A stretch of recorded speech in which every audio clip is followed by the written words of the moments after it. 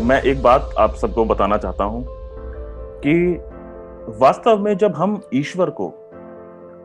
एक शरीर दे देते हैं, एक आकार मानते हैं जब ईश्वर का, किसी भी कारण से, किसी भी भावना से, तो हम वास्तव में ईश्वर के स्वरूप में एक प्रकार की, ना चाहते हुए भी हम एक मिलावट कर देते हैं। किस प्रकार की मिलावट? कि हमें ये मानना पड़ता है कि यदि ईश्वर के हाथ हैं, पैर हैं, पेट है, सिर है, आंख है, कान है, नाक है, तो उसको फिर कोई लिंग भी असाइन करना होता है, उसको एक जेंडर भी असाइन करना होता है। और जब जेंडर असाइन किया तो उस जेंडर के जो मुख्य कर्म हैं वो या तो शरीर से गंदगी निकालना है या फिर उसका एक कर्म है कि संतानोत्पत्ति करना है।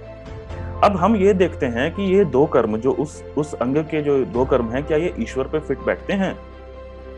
क्या ईश्वर के अंदर कभी शरीर में कभी गंदगी बन सकती है कि जिसको बाहर निकालने के लिए इस प्रकार के अंगों की व्यवस्था की जाए? तो ईश्वर स्वरूप से तो शुद्ध होना चाहिए, वो तो दूसरों को शुद्ध करने वाला है। तो इसलिए ईश्वर के अंदर से मलमूत्र त्याग करने की आवश्यकता हमें दिखती नहीं, तो इसलिए एक तो रोल वहां पे समाप्त हो गया। दूसरी बात है कि संतानोत्पत्ति का जो पूरी प्रक्रिया है वह, यदि मैं थोड़े संक्षेप में इस विषय पे बताऊं तो यह एक किसी व्यक्ति ने किसी रूप को देखा, किसी व्यक्ति ने रूप, रस, गंध, स्पर्श, किसी पर मोहित, सम्मोहित होकर, किसी पर आकर्षित होकर वह व्यक्ति किसी के निकट गया। तो किसी भी रूप पर आकर्षित होना, किसी स्पर्श पर आकर्षित होना, किसी भी गंध, किसी भी शब्द पर आकर्षित होना, क्या ये ईश्वर के गुण दिखते हैं? वह ईश्वर जिसने स्वयं सारे रूपों को, सारे शब्दों को, सारे गंधों को, सब दृश्यों को स्वयं उत्पन्न किया है, क्या वह ईश्वर किसी रूप के सामने नतमस्तक होकर क्या उस प्रक्रिया में आगे बढ़ सकता है? जब हम ये बोलते हैं कि ईश्वर की संतान उत्पत्ति हुई, तो हम ये मान रहे हैं कि ईश्वर ने कुछ ऐसा कर्म किया जो ईश्वरत्व से मैच नहीं करता था। तो इसलिए ये सबसे पहली समस्या है कि जब हम ईश्वर को शरीर देने का प्रयास करते हैं तो हम अनजाने में हम ईश्वर के ऊपर कुछ प्रश्न खड़े कर देते हैं, उसकी शुद्धता पर प्रश्न खड़े कर देते हैं, उसकी शारीरिक शुद्धता पर भी प्रश्न खड़े कर देते हैं और उसकी मानसिक शुद्धता पर भी प्रश्न खड़े कर देते हैं। किसी रूप को देखकर, किसी स्पर्श को पाकर पिघल जाना या उस पर मोहित हो जाना या उस पर आकर्षित हो जाना, यह एक अल्पज्य मनुष्य के या अल्पज्य पशु की का गुण तो हो सकता है, परंतु यह उस शुद्ध परमेश्वर का गुण कदापि नहीं हो सकता। क्योंकि किसी दूसरे के प्रति आकर्षण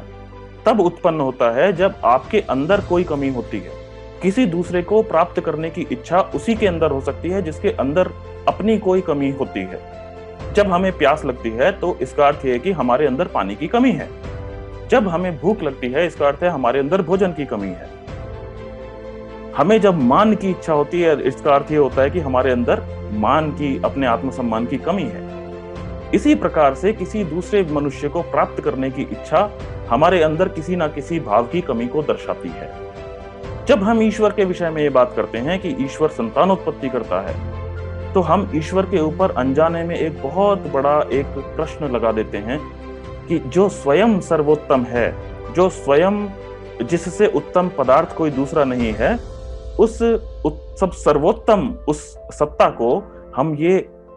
उसके ऊपर ये आक्षेप लगा रहे होते हैं कि अच्छा, आपको भी किसी दूसरे की आवश्यकता है। तो ईश्वर को जो हमारे शास्त्रों में स्वयंभू कहा जाता है कि वह अकेला, स्वयं अकेला ही पर्याप्त है, उसको किसी दूसरे की, उसको कोई अपेक्षा नहीं है, उसको किसी दूसरे की इच्छा नहीं है। तो हम जब भी ईश्वर को शरीर देने का प्रयास करते हैं तो हम उसको उसके ऊपर अनजाने में शारीरिक और मानसिक अशुद्धता का हम कहीं ना कहीं उसके ऊपर एक दोषारोपण जाने अनजाने कर देते हैं।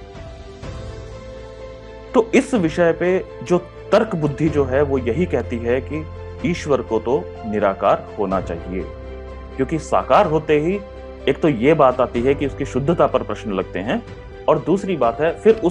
उन बातों के लिए फिर कहानियां बनाई जाती हैं, फिर एक के बाद एक की स्वयंवर रचे जाते हैं, और इस प्रकार की चीजें कही जाती हैं जो कि हमारे जो ईश्वर की जो गरिमा है, जो ईश्वर की वो उच्चतम गरिमा है, उस गरिमा के अनुरूप वो बैठते नहीं है।